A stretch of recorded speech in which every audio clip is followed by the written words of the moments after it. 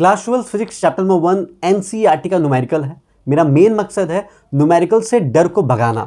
आप लोग जो बोलते हो ना अक्सर न्यूमेरिकल नहीं होता मेरे से, क्यों नहीं होता पता है? इसका मेन रीजन है कि आप लोग का कैलकुलेशन वीक है। अगर कैलकुलेशन को स्ट्रॉन्ग कर लिया ना, आपने बेसिक्स में वर्क कर लिया ना, तो न्यूमेरिकल कुछ भी नहीं है। तो चलिए आइए क्लास स्टार्ट करते हैं। देखो ये जो क्वेश्चन गिवन दे रखा है, इसमें आपको सबसे पहले करना क्या है, जो गिवन दे रखा है उसको नोट डाउन कर लो। ठीक है, तो पहला हमारा जो चार्ज Q1 दे रखा है वो है आपका 0.4 माइक्रोकूलम। जरा ध्यान देना, जो भी तुम लिखोगे, जो भी वैल्यू पुट अप करोगे ना, उसका ऐसा यूनिट लेना है। तो चार्ज का जो ऐसा यूनिट होता है वो होता है कूलम, बट यहाँ पे माइक्रोकूलम है। तो कन्वर्ट कर लो इसको। कैसे कन्वर्ट करोगे? 0.4 इंटू 10 की पावर में -6 कूलम हो जाएगा ये। ठीक है, Q2 कितना दे रखा है?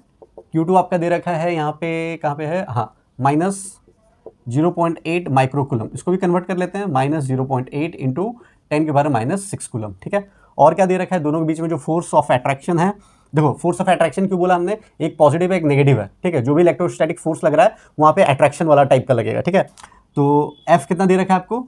0.2 न्यूटन का। ठीक है, आपको क्या बोल रहा है फाइंड आउट करने के लिए? What is the distance between the two sphere, मतलब आपको R फाइंड आउट करना है। तो फोर्स का फॉर्मूला क्या होता है? F equals to K Q1 Q2 upon में R स्क्वायर। तो R आपको फाइंड आउट करना है, तो R को सब्जेक्ट बना लीजिए। तो R स्क्वायर इक्वल्स टू क्या हो जाएगा? K Q1 Q2 अपॉन में F। अब सारा वैल्यू यहाँ पे पुटअप करेंगे।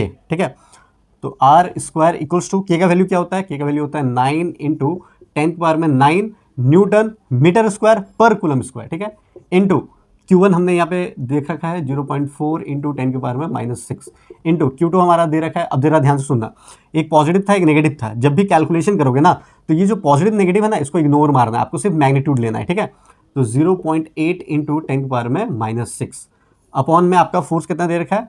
0.2 न्यूटन। ठीक है, अब यहाँ से अगर हमने कैंसिल आउट करा इसको तो ये 2 आ जाएगा। ठीक है, तो अब देखो 9 को 2 को और 0.8 को जब आप कैलकुलेट करोगे, मतलब मल्टीप्लाई करोगे, तो आएगा 14.4। करके देख लेना। ठीक है, अब देखो 10 की पावर -6 10 की पावर -6 तो कितना हो जाएगा? 10 की पावर -12 और यहाँ के 10 पावर 9 दे रखा है, तो टोटल कितना हो जाएगा?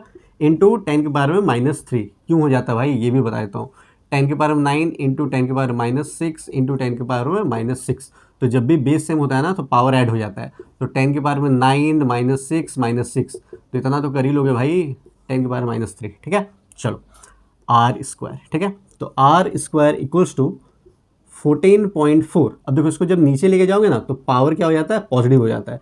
तो 10 के पावर में 3 हो गया। ठीक है, इसको फर्दरली अगर मैं देखो यहाँ पे, अगर ये डेसिमल को हटाऊँ तो नीचे क्या हो जाएगा? इंटू 10 हो जाएगा। ठीक है सर, तो 144 अपॉन में 10 के पावर में 4 हो जाएगा, क्योंकि देखो फिर से बेस सेम हो गया तो पावर ऐड हो जाता है। ठीक है, देखिए अब R फाइंड आउट करना है, तो स्क्वायर को जब उधर भेजेंगे तो रूट में कन्वर्ट हो जाता है। ठीक है, तो 144 डिवाइडेड बाई 10 के पावर में 4।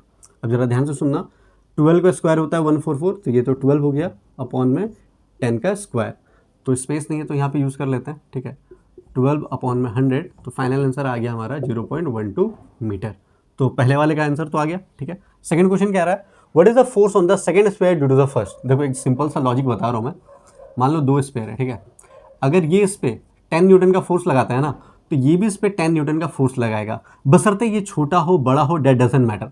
इलेक्ट्रोस्टैटिक फोर्स का नियम यही है कि अगर एक चार्ज इस पे 10 न्यूटन का फोर्स लगा रहा है तो ये भी इस पे 10 न्यूटन का फोर्स लगाएगा, जिसको कॉमन फोर्स बोलते हैं। ठीक है, तो फिर सेकंड वाले क्वेश्चन का आंसर क्या हो जाएगा? जो भी फोर्स आपको यहाँ पे गिवन दे रखा है दैट इज 0.2 न्यूटन, वही इसका आंसर हो जाएगा। तो कैसा लगा कॉन्सेप्ट? कमेंट बॉक्स में जरूर कमेंट करके बताइएगा। मिलते हैं नेक्स्ट क्लास में।